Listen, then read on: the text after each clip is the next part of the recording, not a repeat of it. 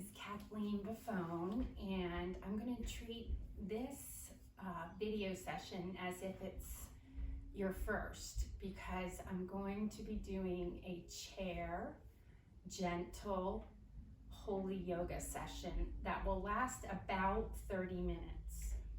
But you can obviously pause it as you need to. So for some of you, if this will be your first yoga experience ever. So I want to, as a believer and a Christian, put your spirit at ease, explaining yoga and explaining holy yoga. So yoga means unity, and it's the unity of three components. The most important being breath work, the second being meditation, and the third being the movement or postures.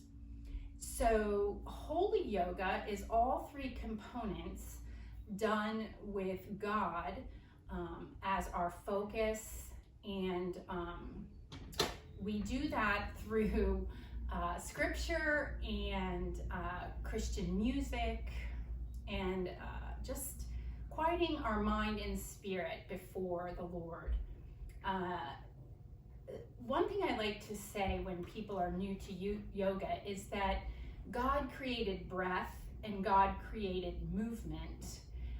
What man did to yoga is what man does to everything, and takes it sometimes to a sinful place. But feel free, in the freedom of Christ and the freedom of things that God created, to take the benefits of yoga, stretching and breath work and clearly meditation, and take them and do them all for the glory of God, and you will really enjoy yoga. So I'm going to talk a little bit about the breath before we begin. And you can see, actually, let me talk about the props first. So you need a nice chair that has a back and has some arms, and a strap, a yoga strap, which is just a belt. So grab a belt from the closet, a yoga block, which can be a nice thick book, preferably hardcover, so you can use it to stabilize, a yoga mat or a beach towel, a larger towel, and a glass of water. So those are the things you need to gather, and make sure that you have them in reachable places when you begin the class. Okay, the breath work. So I want you guys to sit nice and firm with both your sit bones pressing in to the chair, and I want you to imagine there's a string going through your spinal cord, and someone's pulling that string towards the ceiling. So the crown of the head is reaching towards the ceiling. Your shoulders are up, back, and down. Your shoulder blades are pinching together. You feel the chest and heart space open, and your hands are just comfortably resting on your thighs. You want to make sure, if you're a little shorter, that you place a yoga block maybe under your feet or your book, just to have your knees hip height, so you feel nice and comfortable.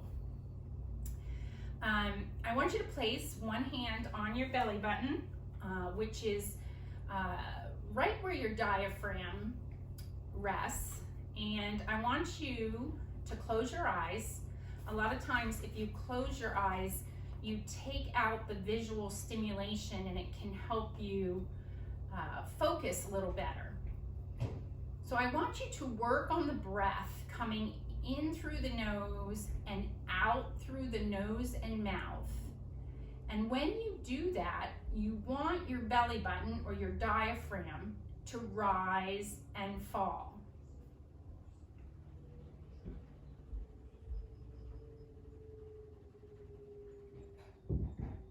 Sometimes it's hard to find that diaphragm, but this is the way that God created us to breathe.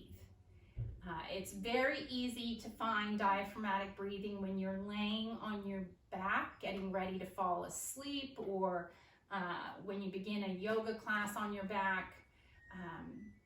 I often liken it to just watch a baby breathe.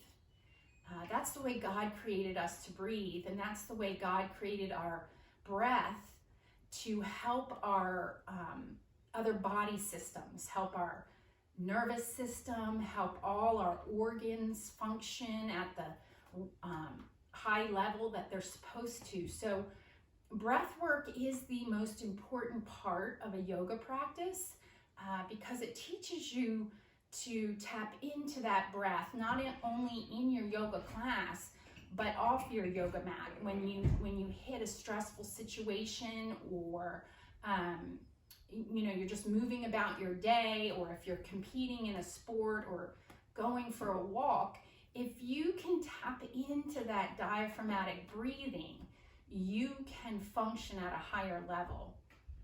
A lot of people find their self to yoga because of stress or anxiety or trauma.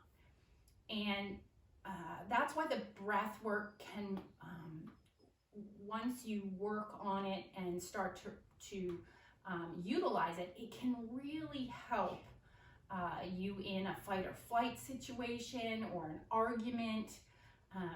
You can just step away, tap into that deep diaphragmatic breathing, and rejoin the situation with less anxiety or less stress. So I just gave you a bunch of information, and if you want to hit pause, feel free to do so and just work on your breath. And that's bringing it in through your nose and then out through your nose and mouth. A lot of times I encourage my yoga friends to double the exhale. So after an inhale, if you can double the exhale, you can slowly start to incorporate diaphragmatic breathing without even really even being aware of it. Before we start the music, I just wanted, I forgot to mention a few things.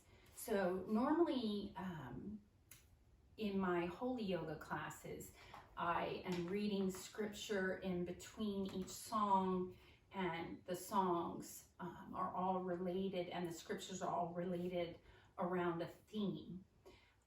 But for today's taping purposes, I'm going to just have instrumental music because for many of you, this will be your first class. So I'll be doing a lot more talking than I usually do. So I thought having words to the songs and reading scriptures might be too much information coming in at one time. So this will just be instrumental, and I will give a verse in the beginning for our meditation and for our spiritual focus as we're working on some gentle and restorative type of postures. So I appreciate you guys giving this a try with me. Many of my wiser in age friends had asked for a gentle or chair class, and I hope it blesses you.